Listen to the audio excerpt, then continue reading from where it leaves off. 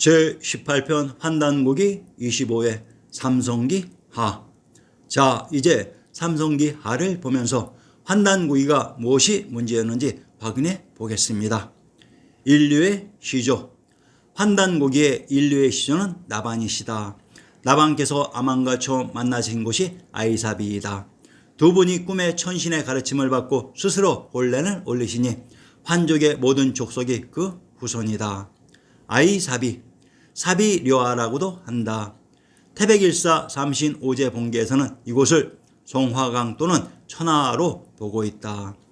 삼성기 하에서는 인류의 시조가 있었던 시원지를 마치 환희님의 환국과 동일한 위치로 착각하도록 변주해 놓았습니다. 자, 그러면 인류의 시조인 나반과 아만이 있었다고 하는 아이사비의 지명을 찾아드리겠습니다. 참고로 아리아넥스는 인류의 시조가 나반과 아만이라는 것을 믿지 않습니다. 환단고기 대부분의 설정이 현재 기독교의 내용과 맥을 같이 한다는 것에 대해 참으로 이상하게 생각하고 있습니다. 아이사비의 사비는 사비성이 있었던 부여입니다. 그리고 이것이 천하인 천수이기도 합니다. 충청도 부여의 군명을 소부리, 남부여, 반월, 사자, 요주라고 합니다. 충청도 부여의 산천을 인용하면 부소산, 현 북쪽 삼리에 있는 진산이다 라고 했습니다. 부소에 있는 산이 부소산입니다. 신시계천의 무대 경도인 개성의 군명이 부소합으로 부여란 부리부리의 부도의 의미로 이곳 부리부도인 박토에 있었던 성이 부리성인 국내성으로 제왕의 성이 있었던 관중이 부여였습니다. 남부여, 북부여, 동부여는 부여의 남부, 북부, 동부 지역으로 모두 관중의 지명들이었습니다. 부소산이 바로 민족의 영산인 금강산입니다. 관중 지역의 평지가 바로 부리부리의 밝은 박토로 이곳이 인류의 시원지로 이곳이 아이사비 알사비였습니다. 이곳에 가까운 삼리 거리에 부소합의 개성이 있었습니다.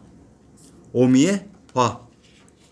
현재 환단고기에서는 이들의 정확한 역사적인 정황들을 모두 삭제시켜 버렸는데 이러한 모든 정황들이 부도지에 등장합니다.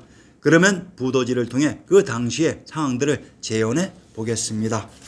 부도지 제5장. 백소 시족의 지소씨가 여러 사람과 함께 젖을 마시려고 유천에 갔는데 사람은 많고 샘은 작으므로 여러 사람에게 양보하고 자기는 마시지 못하였다. 이렇게 하기를 5차례나 되었다. 곧 돌아와 소에 오르니 배가 고파 어지러워 쓰러졌다. 귀에는 희미한 소리가 울렸다. 오미를 맛보니 바로 소의 난간에 넝쿨에 달린 포도열매였다. 일어나 벌쩍 뛰었다. 그 동력의 피해 때문이었다. 인류의 시원지 관중의 마고 대성이 인구의 증가로 인해 먹을 식량이 부족해진 상황을 짐작할 수 있습니다. 제6장. 백소시의 사람들이 듣고 크게 놀라 곧 금지하고 지키니 이는 금지하지 아니하더라도 스스로 금지하는 자제율을 파괴하는 것이었다. 이때 열매를 먹는 습관과 수차를 금지하는 법이 시작되니 마고가 성문을 닫고 수훈의 위치를 덮고 있는 힐달 대성의 기운을 거두어 버렸다. 열매를 먹고 사는 사람들은 모두 이가 생겼으며 그 침은 뱀의 독과 같이 되어버렸다. 이는 강제로 다른 생명을 먹어버렸기 때문이었다. 그런 까닭으로 사람들의 피와 살이 탁해지고 심기가 혹독하여져서 마침내 천성을 잃게 되었다.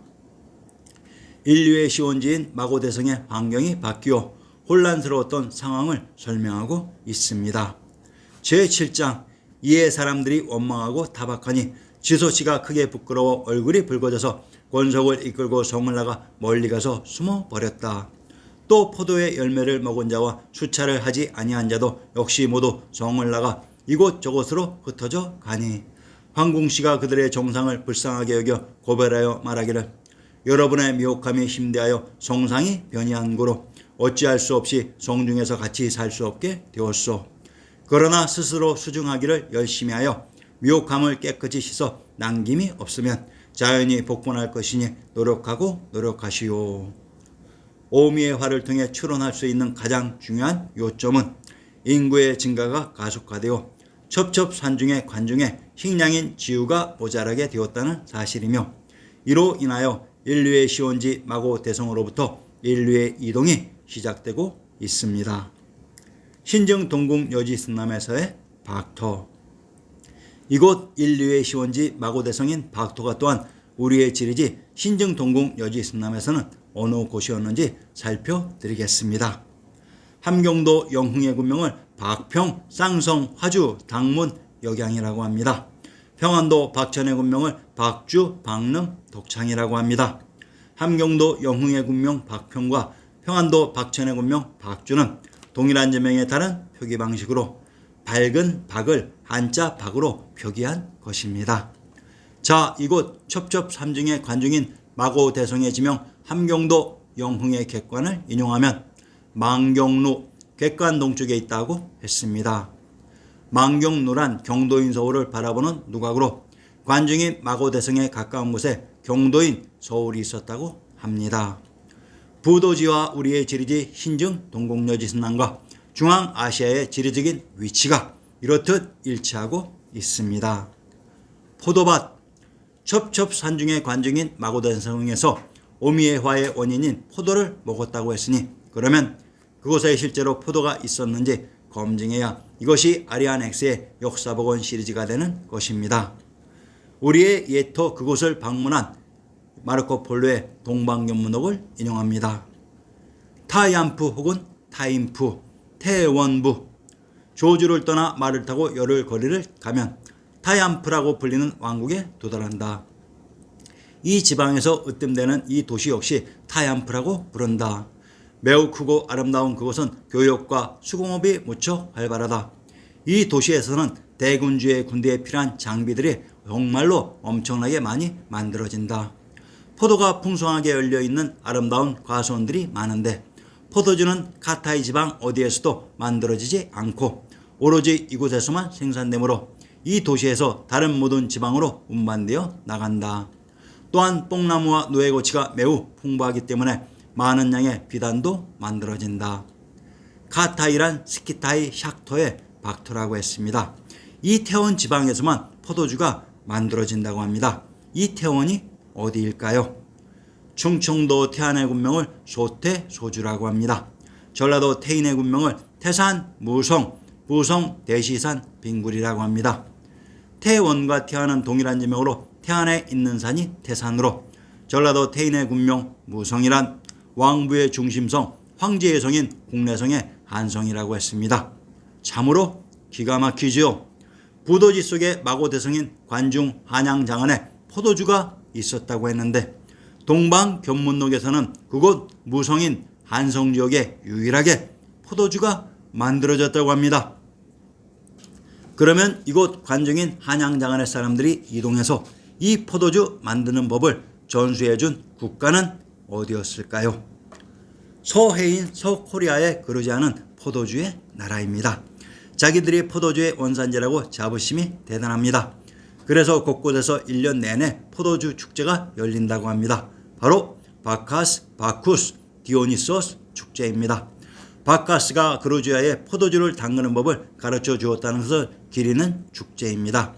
원래 바카스 축제는 포도 수확철과 포도주 담그는 때에 맞추어 벌어지는데 지금은 1년 내내 벌어진다고 합니다. 이 바카스란 파샤 즉 보살님의 주석처인 보살부 교황청의 의미입니다. 물론 보살님이란 의미도 됩니다. 박달의 사르 짜르 황제 혹은 교황님이 박사님이 되십니다. 우리가 말하는 보살인 박사가 바카스로 남아있는 것입니다. 그 이름은 카프카스 산맥에도 남아있습니다. 카프카스는 카르트인 고리토, 고려토의 바카스님인 것입니다. 서방 세계의 보살님인 미륵보살님 즉 현실 역사에서는 미트라 신으로 조작된 이 미륵보살님이 카프카스 산맥 아래에 주석하고 계시다는 말인 것입니다. 영어 이름 코카사스를 분석하면 코리인 코르 고려의 카샤의 땅이라는 순수한 우리말입니다. 그러나 유는 V와 통하는 말이기 때문에 카프카스가 되어 카리의 바카스, 박사 보살 파샤의 땅이라는 말이기도 합니다. 소의 보살님은 미륵보살님입니다.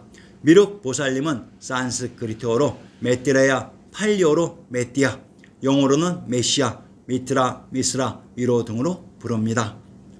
미륵 보살은 현재는 보살이지만 다음 세상에 부처로 나타날 것이라고 불교에서 믿고 있는 미래의 구세주로서의 보살이다. 불교 교리에 따르면 용화수 아래에서 곧담아 붙다가 제도하지 못한 모든 중생을 제도할 부처로 수기를 받았다. 팔리어의 메띠아는 이 미륵보살의 메시아와 통하는 동일한 말입니다. 그 의미는 미래의 구세주라는 말입니다. 이게 무슨 말인가요?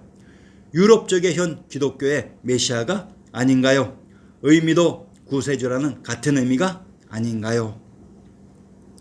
우리의 역사무대 중심부에서 이동한 보살님들이 만든 서코리아의 중심이 현재의 그루지아로, 그루와 코리는 동일한 말로 그곳의 사람들에게 포도주 담그는 법을 가르쳐 주었던 것입니다.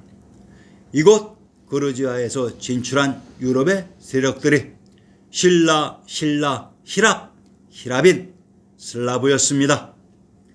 분리불이의 의미, 브리타뉴, 브리테니까, 브리셀의 브리와 우리의 용어 브리브리는 동일한 말입니다. 동일한 주체의 사람들이 만든 동일한 용어 지명입니다. 동반 견문록에 풀이라는 말이 자주 등장합니다. 어느 한 지역에만 가면 이 용어가 등장합니다. 프리성강, 브리성강 즉 브리성 부도성에 흐른 강입니다. 이 프리브리는 과연 무슨 의미일까요? 바로 박도를 가리키는 말입니다. 박도는 박도이기도 하고 부도이기도 합니다. 부도는 불벌, 불이, 불이이기도 합니다. 정약용의 여유당정서 강역구를 인용하면 김부식이 가로되 고구려의 국내성을 불이성이라고도 불렀다. 한서에는 낙랑군의 속현에 불이원이 있다고 했습니다. 마르코 폴로가 말하는 프리산강은 바로 브리성강, 상나라 부도 또는 브리성, 부도성에 흐른 강인 것입니다. 브리성강, 현지에 그리고 그곳을 방문하는 사람들이 브리성강이라고 할 때 느끼는 묘한 자부심과 부러움을 생각해 봅시다. 이 브리성강을 반도에서는 앞에 불자를 빼고 예성강이라고 조작해서 갖다 붙였습니다. 바로 첩첩산중의 관중인 마고대성에 흐른 브리성강이 바로 한강인 압록강입니다. 알짜배기 세계 여행 실크로드를 인용하면 전한 때는 이곳 쿠올러에 위리 왕국이 있었으나 오래 못 가고 구자 왕국에 흡수되었다. 이 위리라는 말은 불의에서 온 동일한 말입니다. 순경음 비읍의 불의는 우리로 혹은 순경음 비읍의 비리는 위리로 발음됩니다. 한성을 하남 위례성이라고 합니다.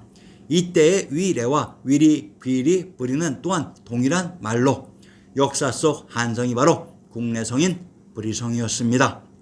역사 속 첩첩삼중 인류의 시온지 오미의 화가 발생한 마고대성이 바로 우리의 역사 무대 불의부도의 박토로 이곳에 있었던 성이 제왕의 성인 한성 국내성이었습니다.